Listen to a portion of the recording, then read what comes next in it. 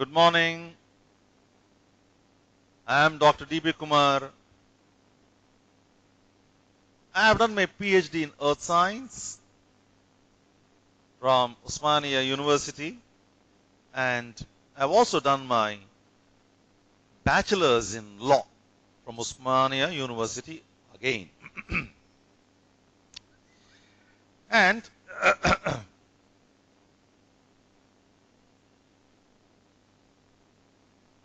today I will introduce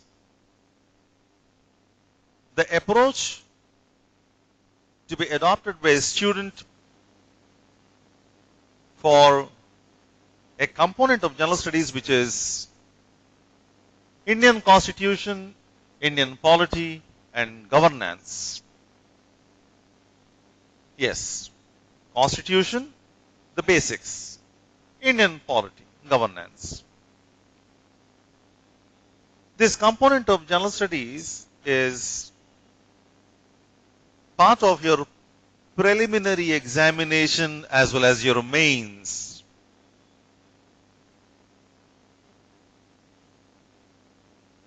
What are the books that you are supposed to consult to begin with when you are preparing for this particular component of general studies for prelims as well as mains? I would suggest that you start with this book, which is Indian Constitution at Work.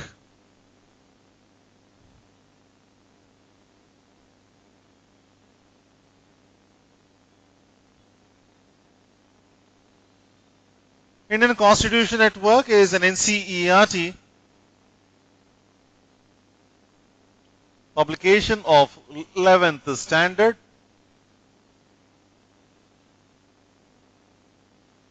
It's a very good book to begin with. The explanation is very, very simple. In non-technical terms, easy to understand by a beginner. The illustrations of how a particular principle of the Constitution works are also very good in this book. Indian Constitution at Work, Class 11 NCERT.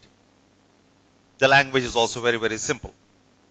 So I suggest you start with this book. Number 2, the Constitution of India has provisions dealing with the Indian constitutional political system via a series of articles in different parts. As a student for prelims as well as for mains, you are supposed to know some important articles by article number and the content in that article. So article number plus the content of that article in terms of what are the provisions contained in that article.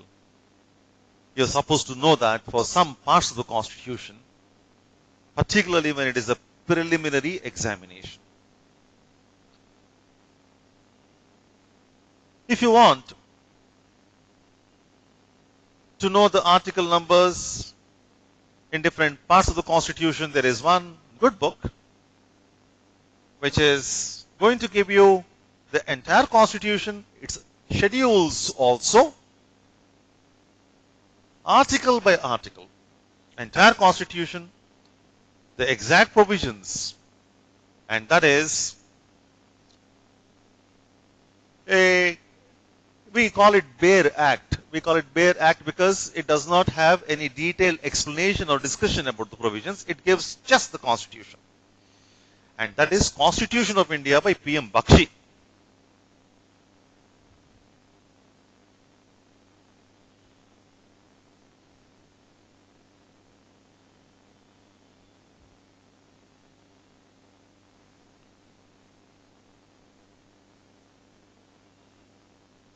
So what happens is we will be required to know what exactly is the content in a given article in some parts of the Constitution. For that, you always should refer to this book. It's only for reference so that you are clear about the article numbers and the content in some important parts of the Constitution, and which is the reason why you're going to consult this book.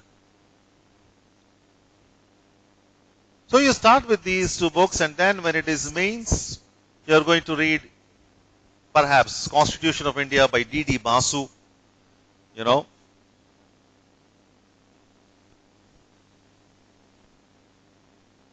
And I'll mention later on some other books that you have to selectively read, particularly when it's mains.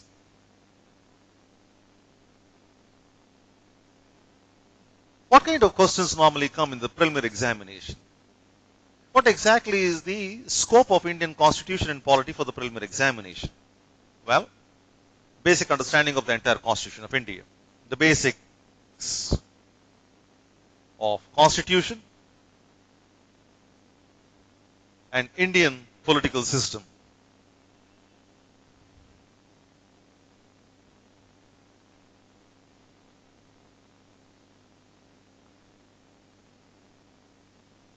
So a basic understanding of the concepts and the principles of the Constitution of India and the Indian political system is the scope of the subject as far as the prelims is concerned, plus issues thrown up in the working of the Constitution, issues thrown up in the course of working of the Constitution.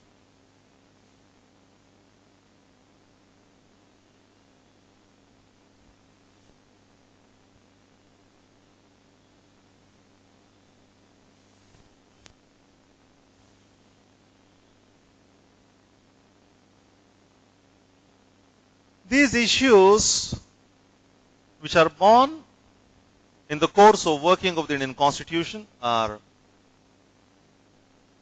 going to be discussed, debated in the newspapers, and this also will include, these discussions, debates will also include the interpretation given by the Supreme Court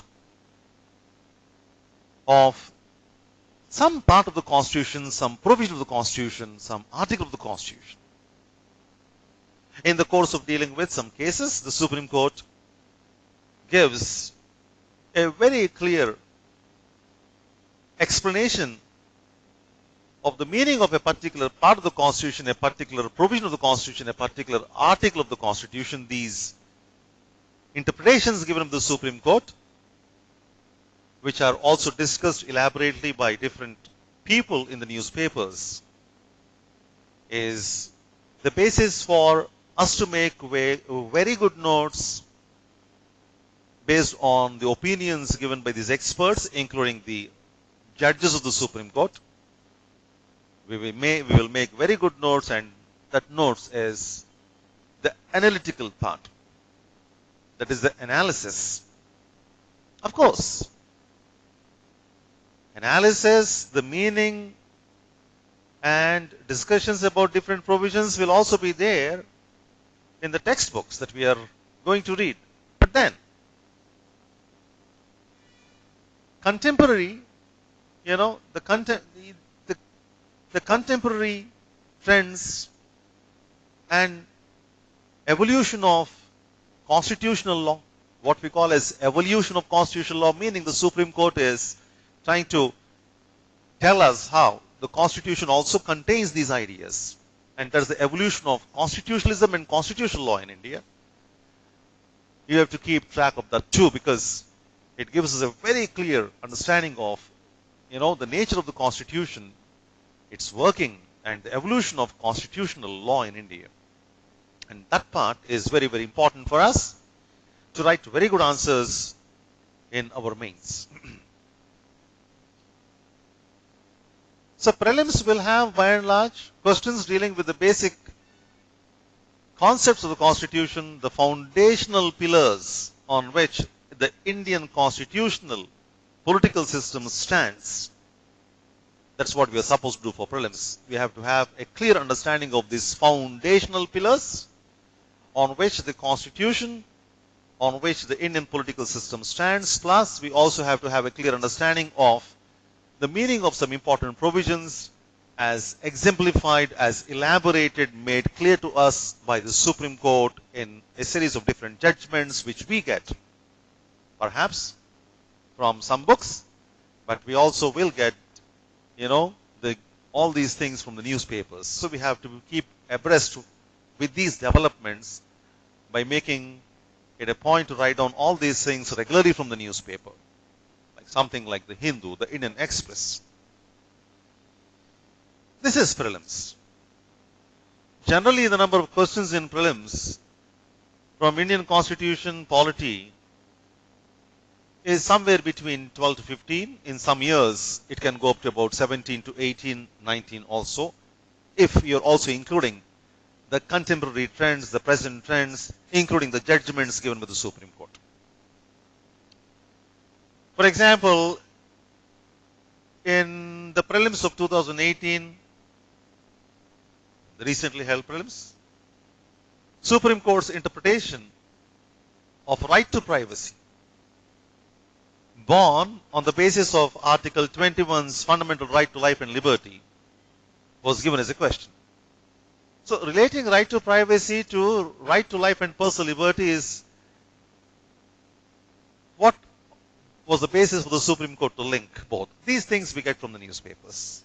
We have to make notes of those kinds of discussions in the newspapers so that we are also well prepared in this part to deal with some questions in prelims. And this is also going to lay a very strong foundation for us to write very good answers in mains. Okay.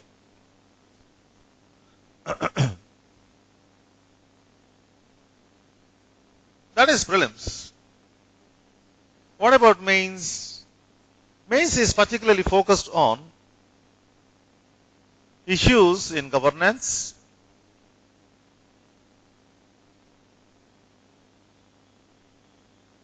constitutional issues, that is, issues in the working of the Constitution,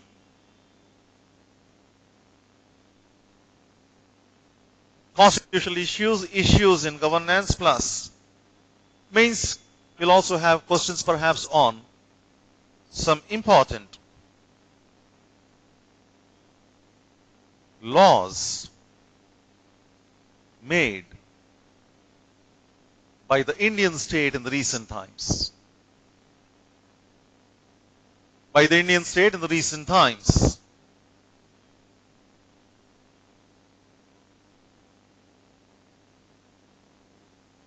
Like, for example, right to information, right to education, protection of women against sexual harassment at the workplace, like that. These kinds of laws are also very, very important for mains questions. So you have to discuss them, you have to write descriptive answers, analyze a few things, and you get a lot of help in these kinds of areas from the newspapers and some very good national magazines like, Frontline, the Yojana, like that. But even if you do it from the newspapers, continuously track a particular issue regularly from what is being reported, written in the newspapers, you can still, generate a lot of good points, even without particularly going through some magazine or some book. This is mains for you. For this to be very clear, your foundations in the basics of the Constitution should be very, very strong. You should have very clear understanding of the basic characteristics, the basic concepts of India's Constitution. Hence, what I'm trying to tell you is, this basic understanding that you have developed of the Constitution, its provisions, its principles, its foundational pillars, is the basis for you to build for your mains part of the syllabus, where, in the mains you have a full-fledged paper, a complete paper. One complete paper which deals with governance issues, Indian Constitution, Indian polity, and all those things. So one full-fledged paper. To have a good grip over the syllabus of that particular paper in the mains, you should develop a clear understanding of the basics, which is part of your prelims, of course. All right. Before I mention a few other things, before I actually also start discussing a few concepts in the Constitution, please remember that there are some parts of the Constitution where article numbers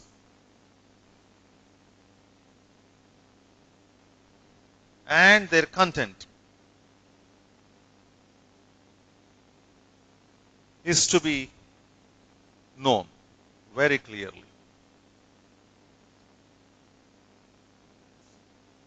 So we need to know article numbers and the content of that particular article only in some parts of the Constitution. So what are those parts of the Constitution where a student is expected to know article by its number and the content of that article? Suppose part 1 of the Constitution,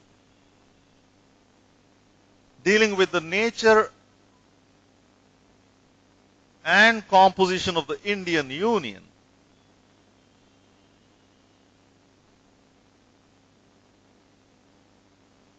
Nature and composition of the Indian Union, Article 1, Article 2, Article 3, Article 4, like that. As I mentioned to you a little while ago, you can clearly have a look at these articles, and the content in that book that I mentioned to you gives you the entire Constitution article by article, which is Constitution of India by P.M. Bakshi, which I call as the Bare Act. Right. Then you should also know article numbers in part 2 of the Constitution, which deals with Indian citizenship. Articles 5, 6, 7 till 11. So, part 2, dealing with Indian citizenship.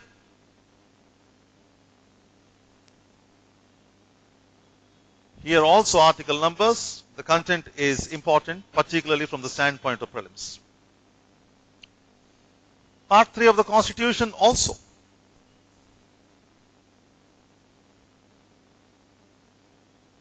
We should know every article, and this is of course going to deal with fundamental rights. And this part of the Constitution, which is part 3 dealing with fundamental rights, is a very, very important part of the Indian Constitution for the examination, prelims as well as mains. You know, in this part 3, the questions can come on a single article also. I'm talking about the mains. One article, its provisions can be a question for the mains for 150 words, even 200 words.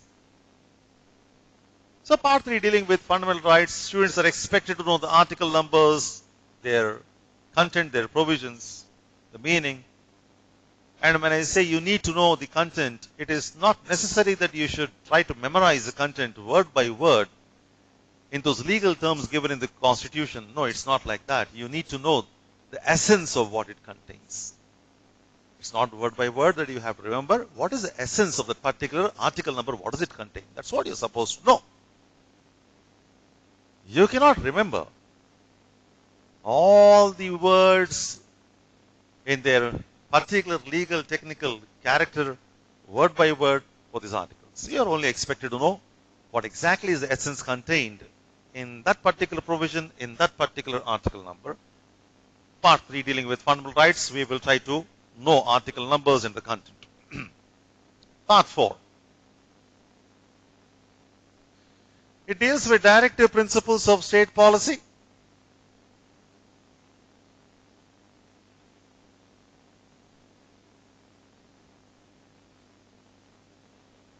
Here also we will do article numbers and the content of the articles. All articles, all directive principles, by their numbers, by the content of the provision. Now, other than these parts of the Constitution, part 1, 2, 3, 4, in all other parts of the Constitution, we are not supposed to know the provisions of the Constitution in every article. No. We will only try to remember some important articles and the provisions contained in those article numbers in other parts of the Constitution where the provisions of those articles create the foundational pillars on which the Indian constitutional political system stands. We'll be able to identify them very easily. What are these different articles? What are the provisions which are supposed to be the foundational pillars on which the entire constitutional political system of India stands. But for those articles in other parts of the Constitution, students are not supposed to know every article and their provisions. Very well. That is how you are supposed to approach the Indian Constitution in terms of articles and provisions contained in the articles as far as prelims examination is concerned. The same areas where you are clear about article numbers and the content will also be very useful for you in writing very good answers in the mains. Well, my first topic for you today is how was the Constitution of India made?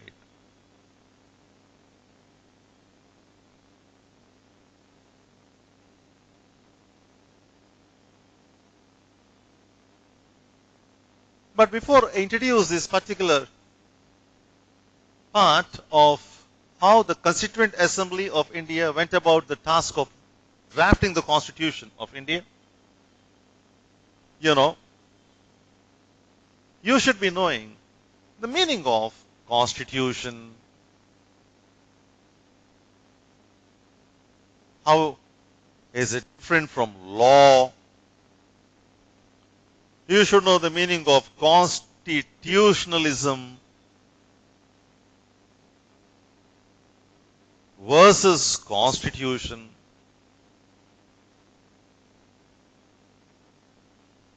The meaning of constitutionalism versus constitution. How is constitution different from law? What is a nation? What is a state?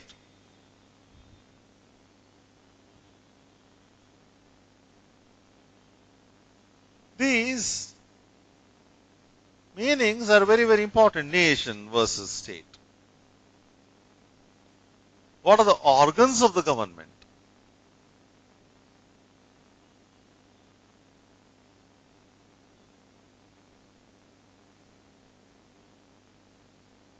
So once you are clear about the meanings of these terms, these concepts, you'll be very, very comfortable in understanding the basics of the Constitution and the basics of India's legal political system.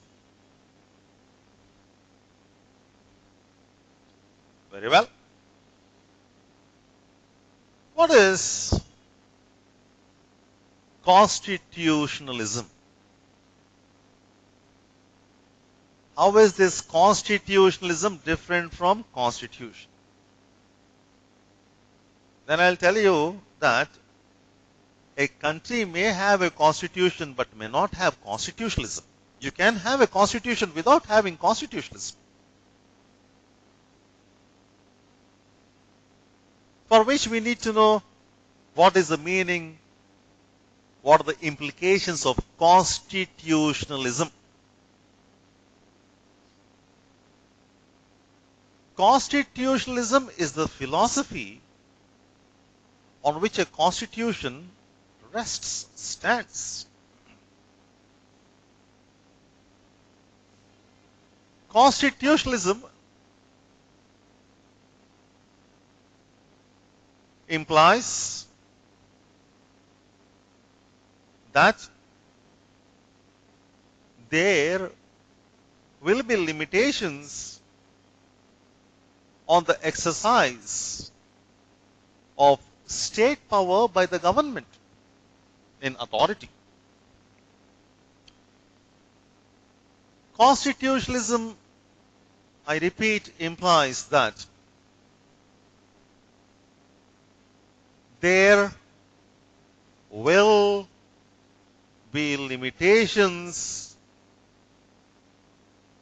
on the exercise of state power by the government.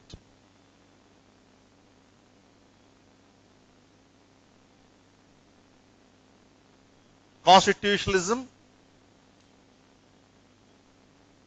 accepts, recognizes that there is a need for the government. The government is required. But this government will exercise its powers given to it by the Constitution within limits. The Constitution will itself define those limits. The Constitution itself will define those limits. Organs of the government are three. Legislature, which makes laws. The executive, which implements the laws. The judiciary, which interprets the laws and which protects the constitutional scheme. Isn't it? We know that these are the three organs of the government.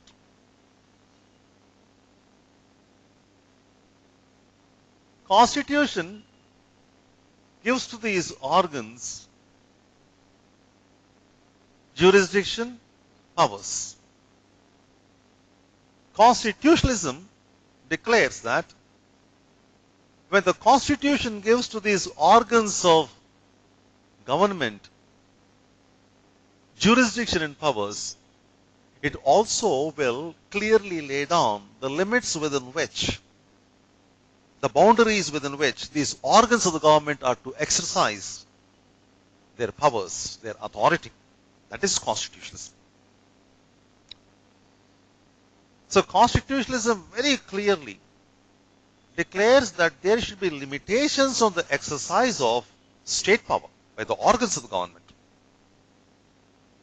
These limitations can be broadly also called as checks and balances as well.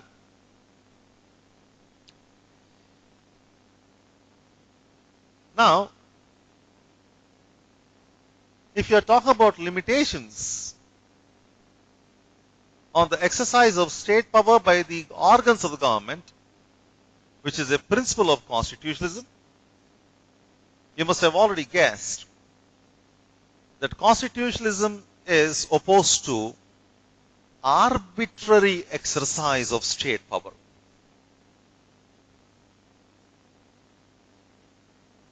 It is opposed to arbitrary exercise of state power.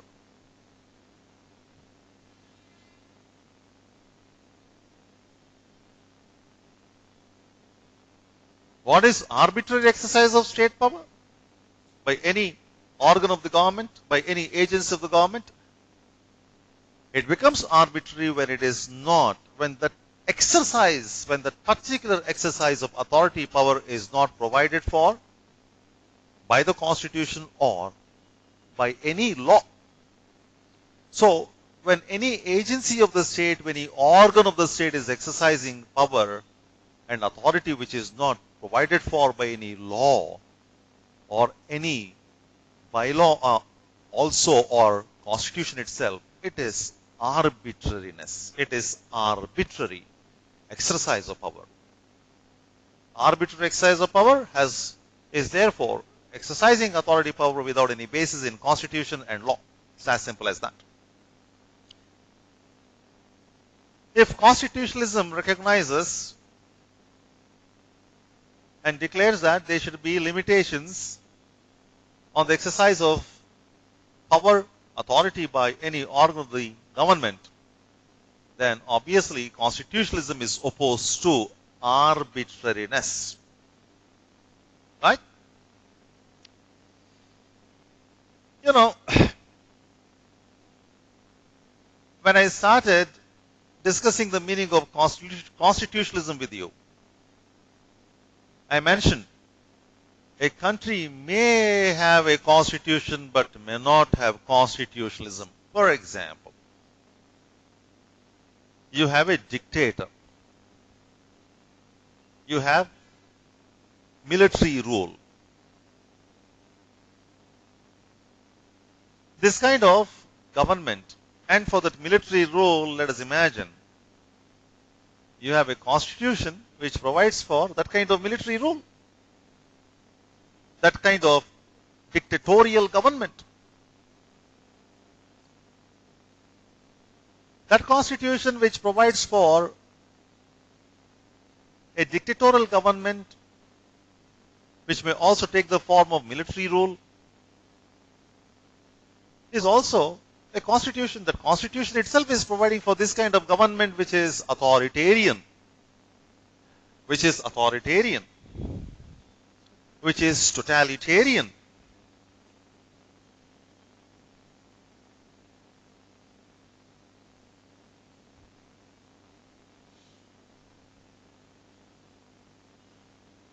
Totalitarian without any limitations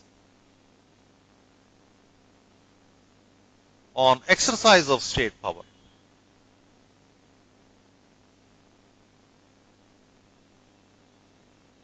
The Constitution itself is providing for such an authoritarian government, a totalitarian government,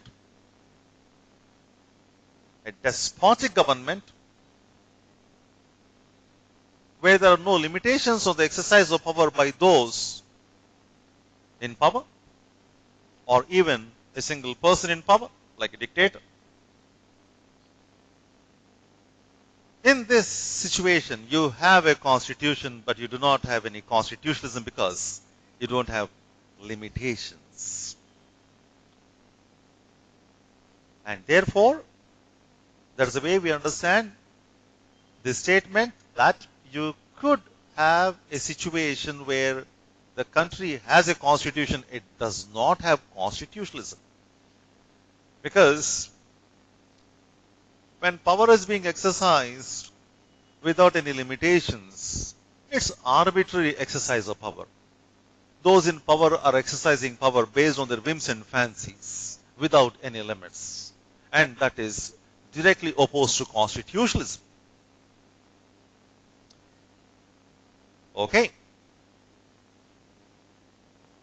I'll tell you one more essential component of constitutionalism. Constitutionalism also implies a culture of justification.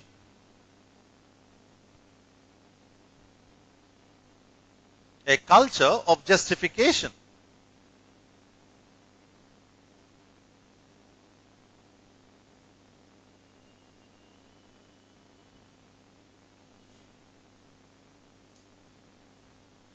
What is the meaning of this culture of justification, which is very clearly part of this concept of constitutionalism? Culture of justification implies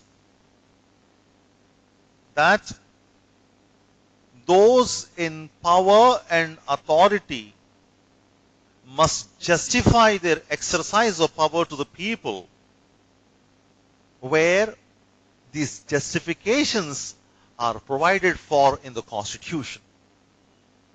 See?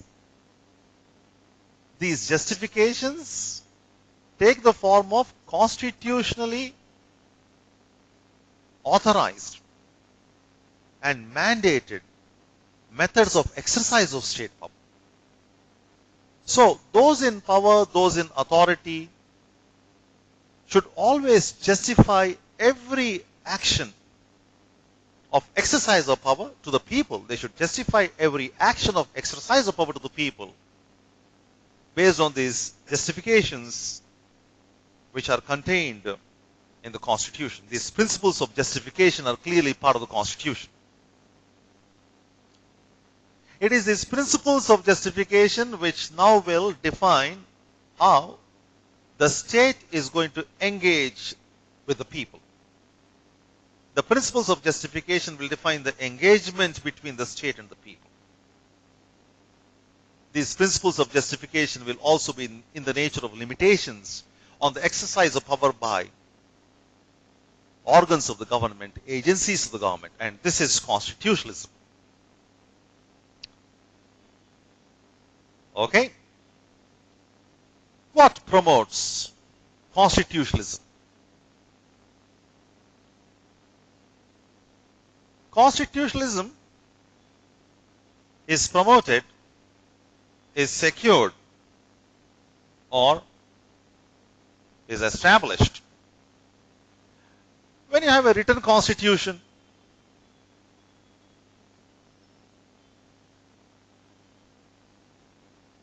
A written constitution which defines the jurisdiction powers of the organs of the government.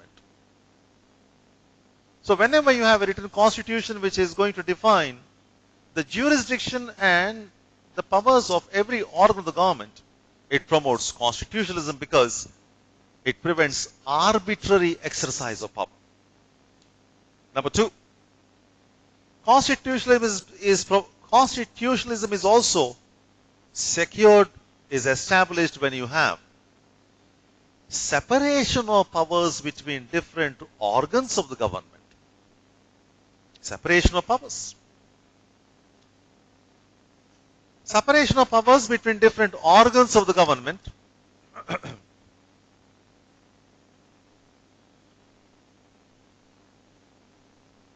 will imply that the powers exercised by the executive are clearly separate from those that are exercised by the legislature, and these two again are clearly separate from those which are exercised by the judiciary. So, this separation of powers between different organs of the government will lead to one organ of the government acting as a check against the other organs of the government, so that the other organs of the government are not overstepping their jurisdiction, are not assuming powers that are not given to them by the Constitution.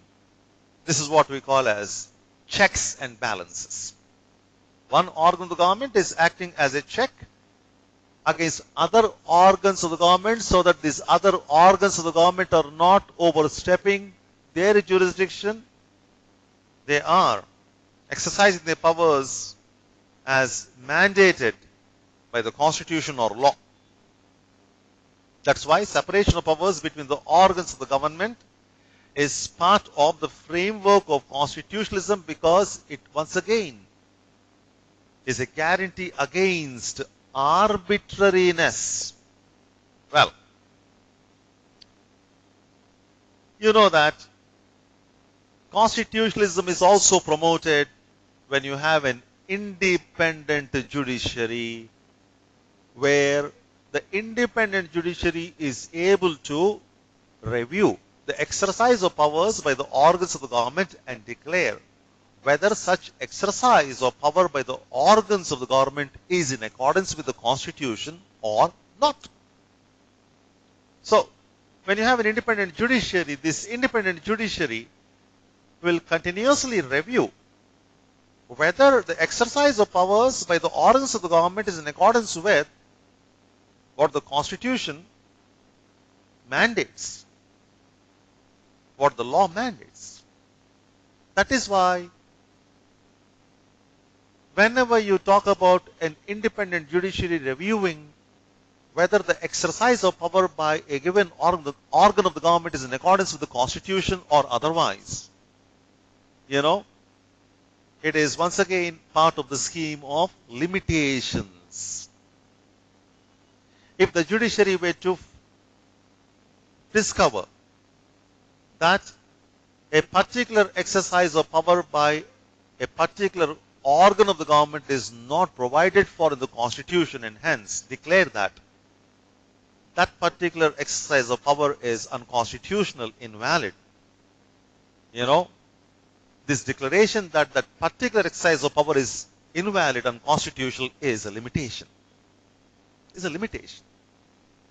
That is why judicial review by an independent judiciary is part of the scheme of limitation on the exercise of power, jurisdiction by any organ of the government, and therefore it is part of the framework of constitutionalism. It promotes constitutionalism.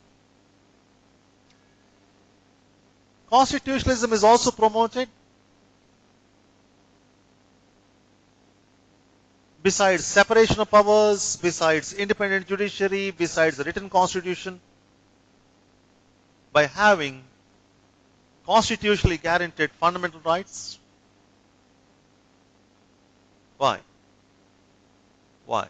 Because constitutionally guaranteed fundamental rights will guarantee freedoms and liberties to the people and citizens, where the agencies of the state and organs of the government are not supposed to encroach on these liberties and freedoms, limiting the exercise of power by the state.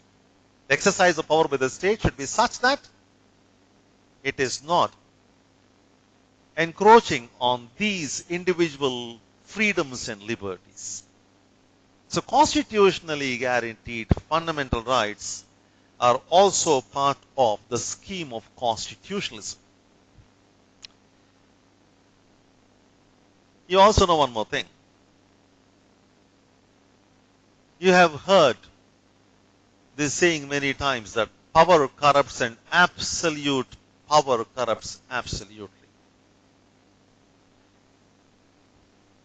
My point here is, when entire governmental power is concentrated in one organ of the government, where there is no other organ of the government to check the exercises of this power by one organ of the government, entire state power is given to one organ of the government. There are no other organs of the government which could check the exercise of power by this particular organ of the government, and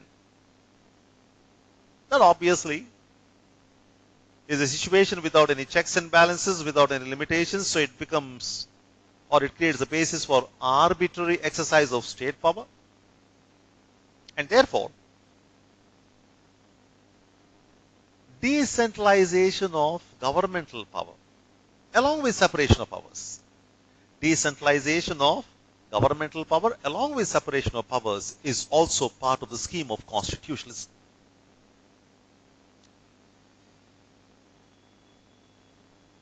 And this decentralization of governmental power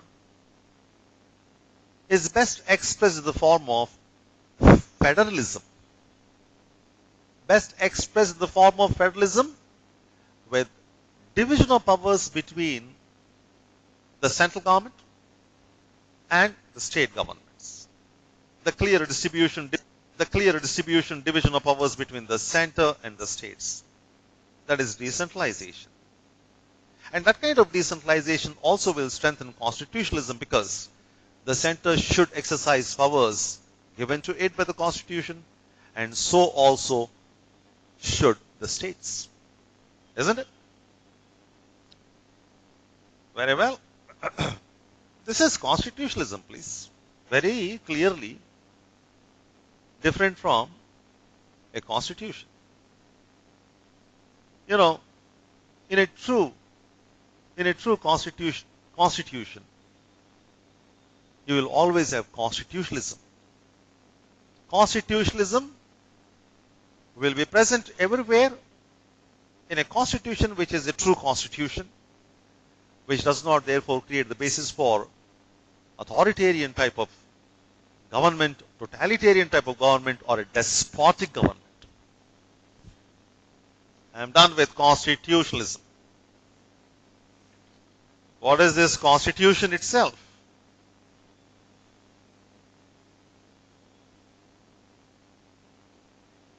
Constitution contains principles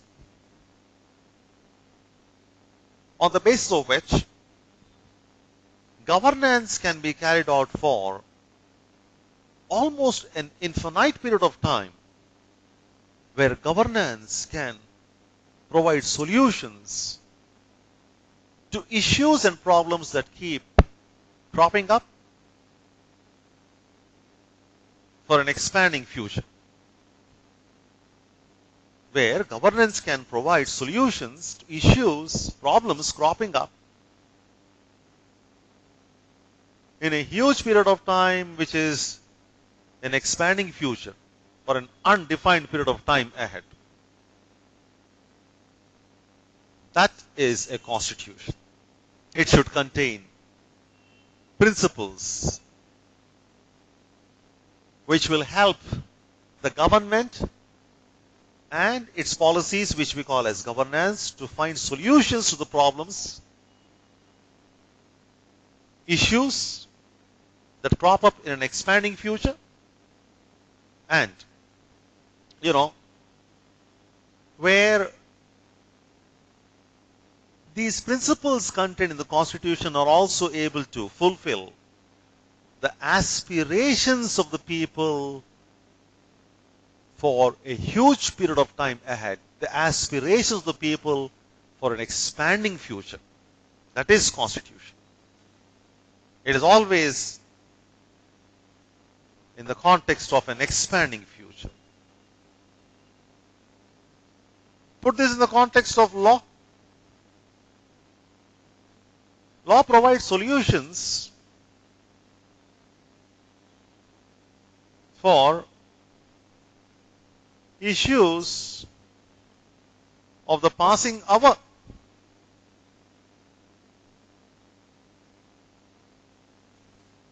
It provides solutions, including governance solutions, for issues relevant to the passing hour for a very short period of time, for the present times. A law does not contain, honestly, principles on the basis of which you can find solutions, governance solutions to deal with social issues, economic issues, political issues for an expanding future. That is Constitution. Law is only for the contemporary times, the passing hour, the moment, for the moment. That is law. So, while there is a clear difference between law and Constitution then, okay, I'm sure all of you now have understood how should we really understand constitutionalism, how we should understand the difference between Constitution and constitutionalism, and how we understand the difference between Constitution and law. Of course, Constitution also, represents the civilizational values of that particular nation. The Constitution embodies the civilizational values of that particular nation, which is the reason why every country with its nation will have its own constitution. So it defines, or it is an expression. Constitution becomes an expression of the civilizational values of that particular nation.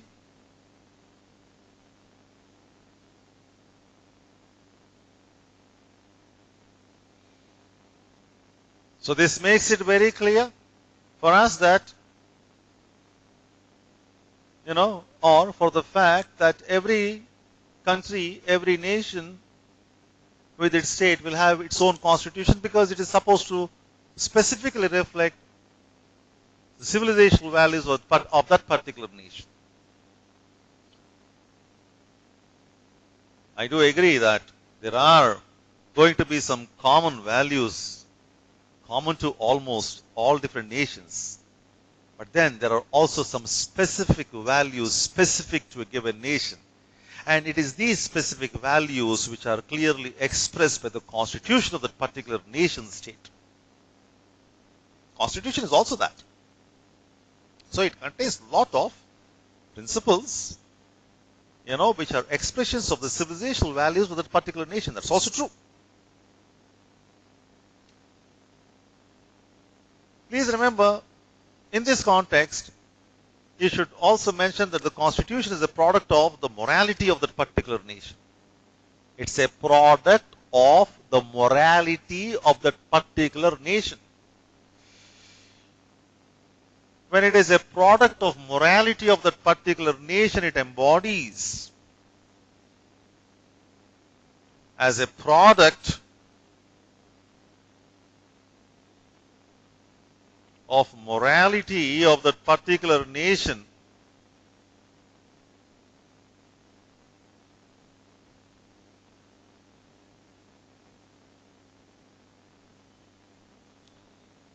it embodies the ideals,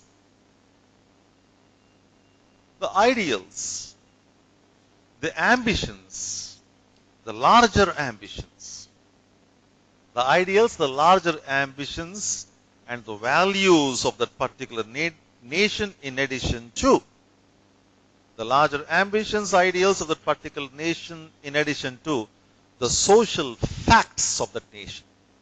The social facts. What are the social practices, institutions? Social practices, social institutions of the nation are also expressed by the constitution of that particular nation state.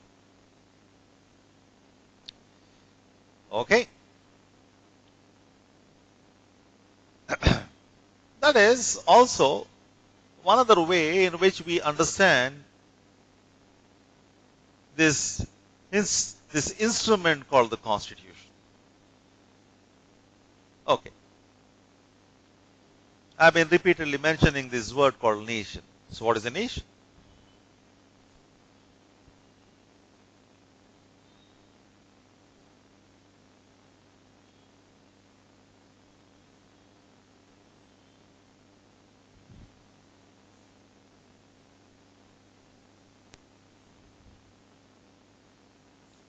Nation is a group of people. It's a group of people where every individual of this group, of this community, is loyal to what the group believes in. So, a community of people where every individual member of the community is loyal to what the group believes in other words, is loyal to group loyalties, group values. Being loyal to what the group believes in is the paramount loyalty, is the most important loyalty for that individual. You have a group of people where every individual of that group is loyal to what the group believes in. It's a nation. These bonds of loyalty can be based on language, can be based on religion, can be based on a particular political ideology, can be based on any other element of ethnicity, like racial, characteristics, like some cultural attributes. That's also a nation. Members are loyal to,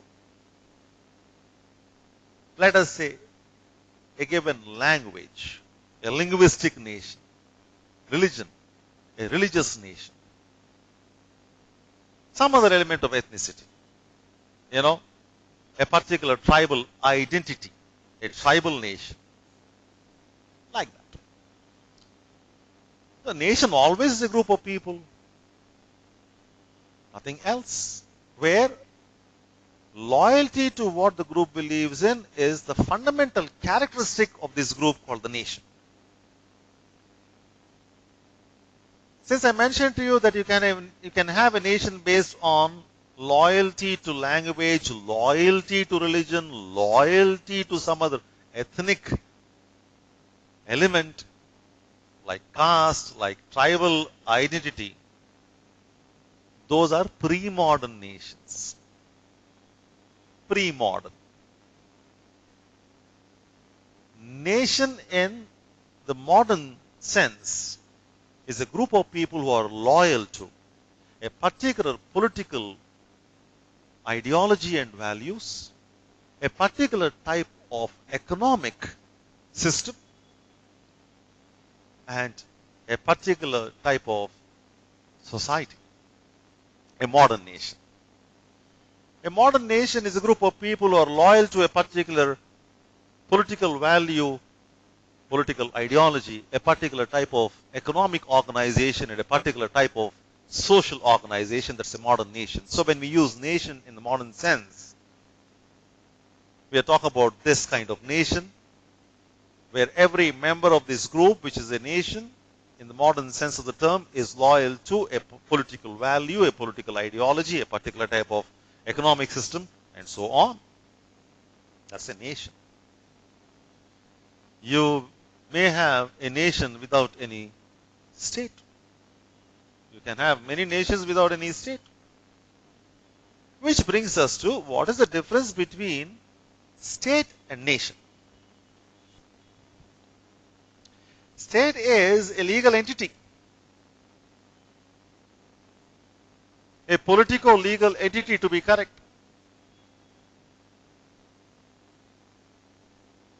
It's a politico-legal entity characterized by some elements which are to be a definite part of this entity. If you want to call it a state, territory.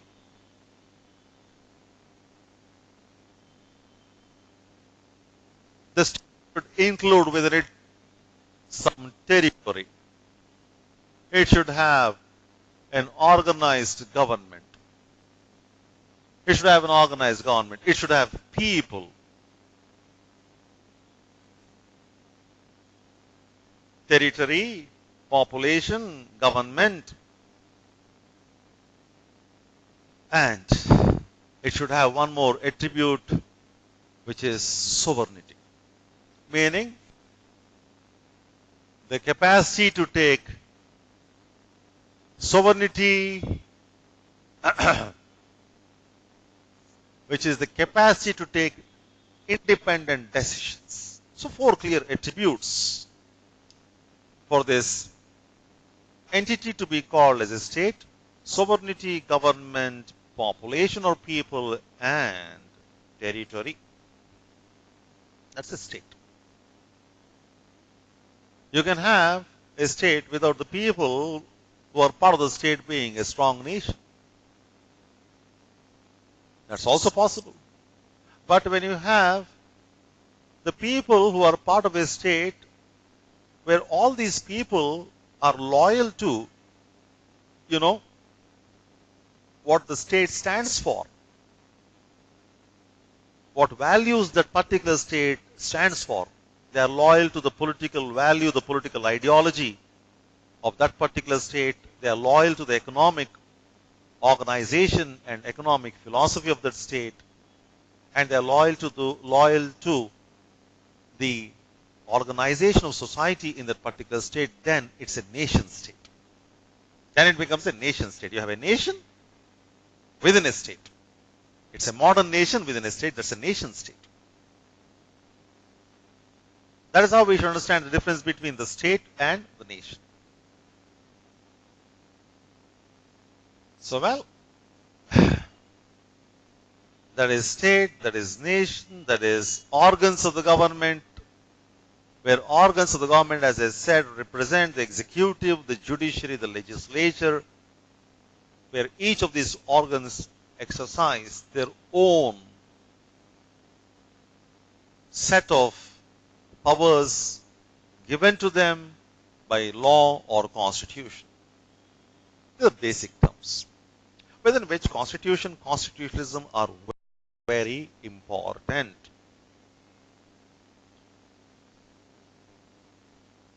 So,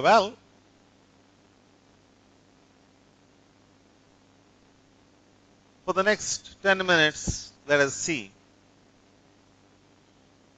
the first proper topic in Indian constitutional polity, which is making of the Constitution of India by the Constituent Assembly.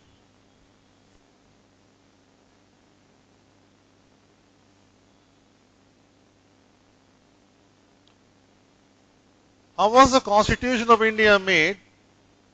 By the Constituent Assembly.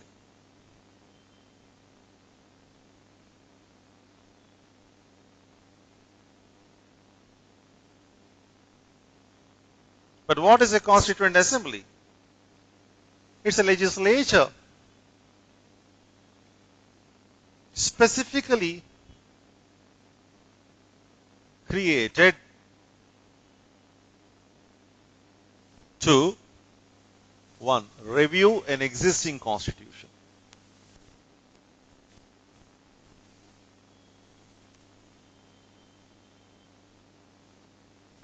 And actively amend it.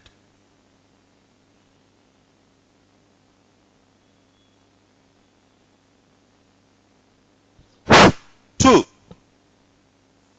to write a new constitution. You have created a legislature to write a new constitution.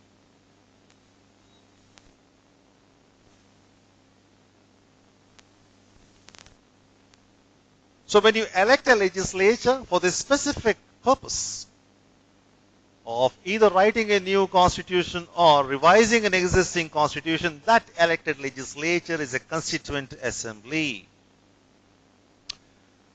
The power of this legislature to revise the constitution or to write the constitution is called constituent power. The power of this legislature, which is our constituent assembly, to revise or to write the constitution, is called constituent power. Okay?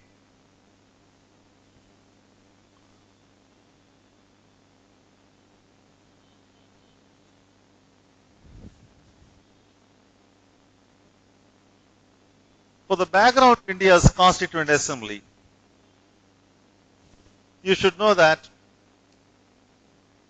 India's Constituent Assembly was created on the basis of a plan that was advanced to British India when India was a colony of Great Britain.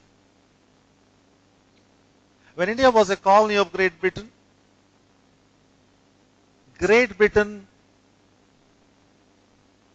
gave a plan called the Cabinet Mission Plan to British India. India as a colony of Great Britain was called British India. To British India, the English gave a plan called the Cabinet Mission Plan. And this Cabinet Mission Plan of May 1946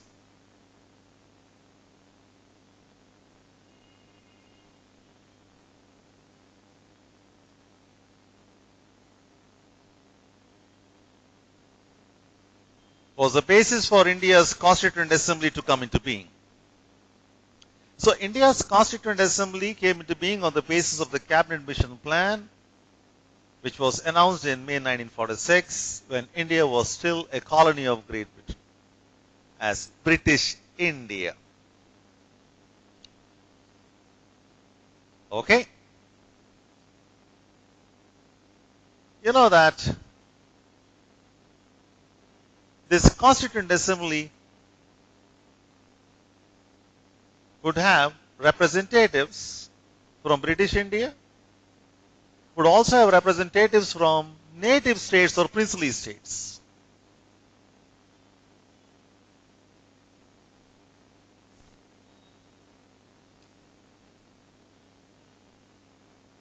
What are these princely states? Kingdoms. Independent, sovereign kingdoms, principalities.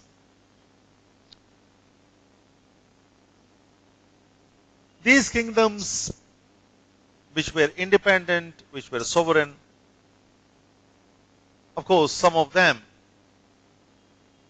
not completely sovereign because they were supposed to be accepting the sovereignty of the crown, the supremacy of the crown of Great Britain, crown of UK. Limited sovereignty, yes, certainly. So these princely states, ruled by different kings, princes, chiefs, will also have representatives in the Constituent Assembly because India was supposed to be a union of British India and princely states. The Constituent Assembly would have therefore representatives coming from British India as well as princely states. Because India was supposed to be a union of these two entities, British India as one entity, princely states as another entity. British India, as all of you anyway perhaps know, was directly administered by the Crown, by the Crown's representative government in India. That was British India, directly ruled, governed by the Crown of UK. Native states were independent, with, by and large, sovereignty, but sovereignty within a scheme called paramountcy. Within that scheme called paramountcy, they were sovereign. Paramountcy implied they had to first accept the supremacy, the suzerainty and supremacy of the Crown of UK. After accepting that, they would be free to rule. These were princely states.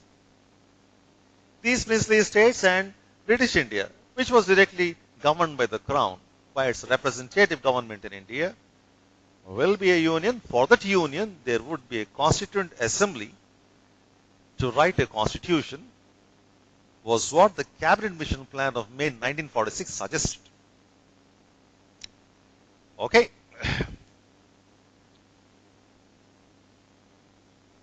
What was the basis for fixing the size of the Constituent Assembly, which means the number of seats in the Constituent Assembly?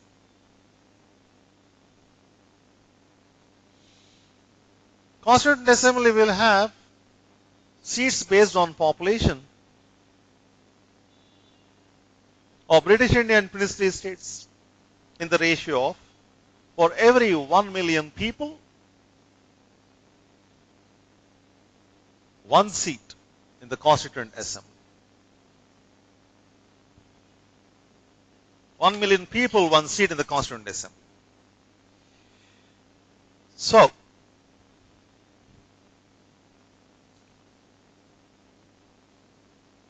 this was the basis. Number 2, the population of British India, I am not talking about the population of native states. The population of British India was divided into 6 Muslims and non-Sikh, non-Muslim called general.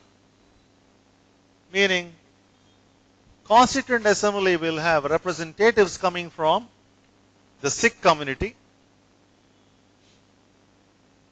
the Muslim community, and general population.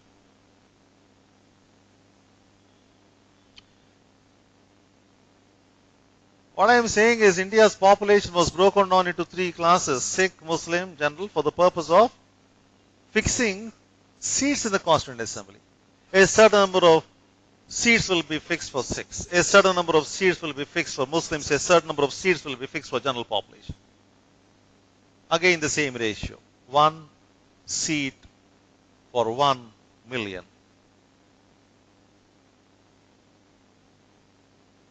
For every 1 million Sikhs, 1 seat. For every 1 million Muslims, 1 seat. For every 1 million non-Sikh, non-Muslim population, 1 seat.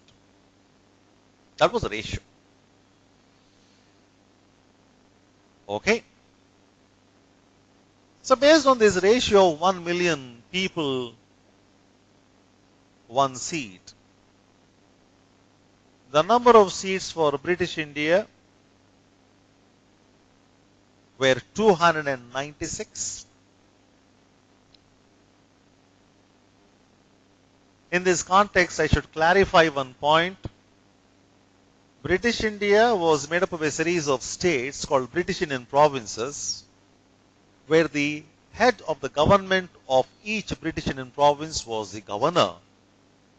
But there were a few territories which were called chief commissioners' provinces, which were not administered by the governor but by chief commissioner. So, there were 292 seats for British Indian states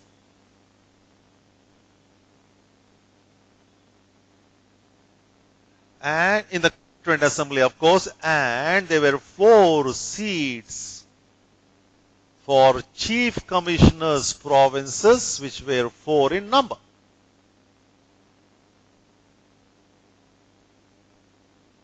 Each Chief Commissioner's province, 1 seat.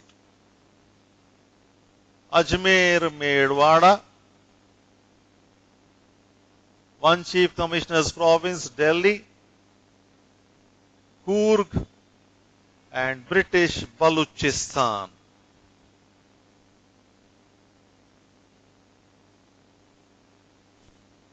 British Balochistan, Coorg, Ajmer, Merwada, and Delhi will be the Chief Commissioners' provinces, each of which will have 1 seat as its share in the total strength of the Constituent Assembly. So 296, 292 plus 4. And of course, the number of seats for the native states were 93. 93 seats in all for the princely states, whose number was almost around 562. They were grouped. Native states were grouped for the purpose of representation in the Constituent Assembly, so that collectively all the native states will just have about 93 seats in the Constituent Assembly. So, the strength of the Constituent Assembly will be in all 389.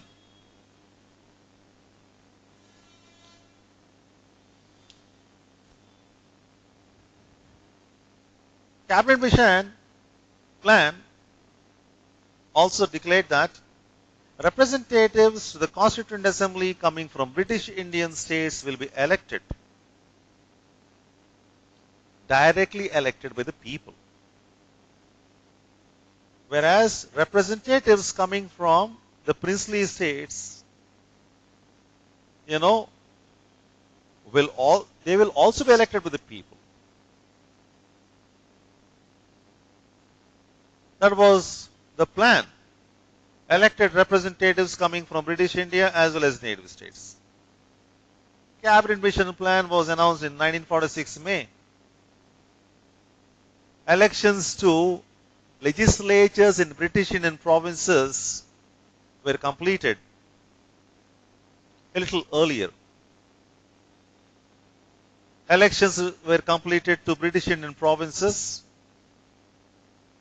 in 1945 and at the beginning of 1946, and therefore the Cabinet Mission plan modified the proposal and said, all right, let the legislatures of British Indian states which have been recently elected act as electoral bodies to elect representatives to the Constituent Assembly from those British Indian provinces. So the legislature of a British Indian province will act as an electoral college or an electoral body to elect representatives going from that particular British Indian state to the Constituent Assembly. That was the modification. And therefore, India's Constituent Assembly became indirectly elected, though originally the idea was to have a directly elected Constituent Assembly, where the representatives in the Constituent Assembly coming from different British Indian states will be directly elected by the people. A small change came about because elections were just finished in 1945-1946. All right. One other point is, for the purpose of representation in the Constituent Assembly,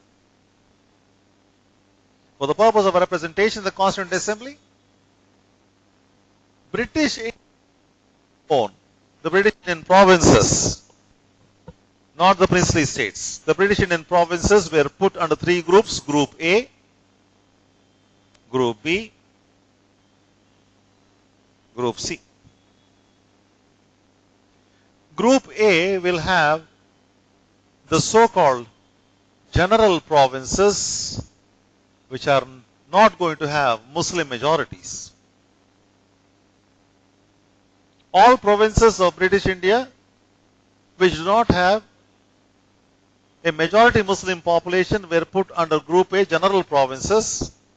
All British Indian provinces which had Muslim majorities in Northwest were put under Group B.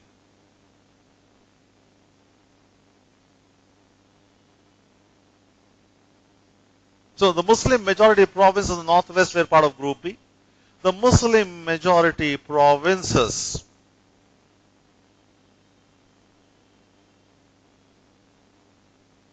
in the Northeast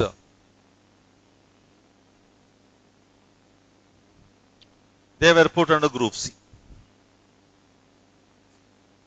So Muslim majority provinces in the Northwest Group B, in the Northeast Group C, Group A provinces were labeled as general provinces. This Group A had a total of 187 seats in the Constituent Assembly. And the biggest British Indian province by the number of seats it held in the Constituent Assembly from Group A was United Provinces, by and large corresponding with today's UP, United Provinces, the biggest share in the 187 seats in the Group A provinces, general provinces. In Group B, which are going to have Muslim majority provinces of the Northwest like Punjab, like Sindh, like Northwest Frontier Province.